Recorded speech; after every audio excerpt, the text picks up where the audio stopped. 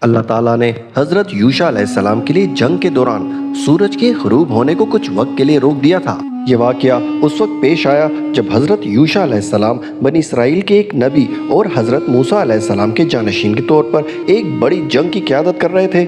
اللہ تعالیٰ نے ان پر یہ ذمہ داری رکھی تھی کہ وہ بنی اسرائیل کو ایک ظالم قوم سے نجات دلائیں اور انہیں اللہ کا پیغام پہنچائیں۔ روایات کے مطابق جب وہ دشمن کے خلاف جنگ لڑ رہے تھے تو سورج غروب ہونے والا تھا۔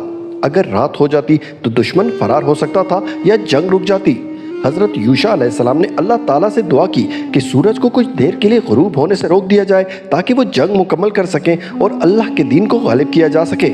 حضرت محمد صلی اللہ علیہ وآلہ وسلم نے بھی اس واقعے کی تصدیق کی۔ ایک حدیث مبارکہ میں آیا ہے، سورج کسی انسان کے لیے نہیں روکا گیا مگر یوشع بن نون کے لیے، جب وہ رات کے قریب دشمن سے جنگ کر رہے تھے۔ یہ واقعہ اللہ کی قدرت کی نشانیوں میں سے ہے اور اس سے معلوم ہوتا ہے کہ جب اللہ کا کوئی نبی خالصتاً دین کے لیے جدوجہد کرتا ہے تو اللہ تعالیٰ غیر معمولی مدد فرماتا ہے۔ سبحان اللہ۔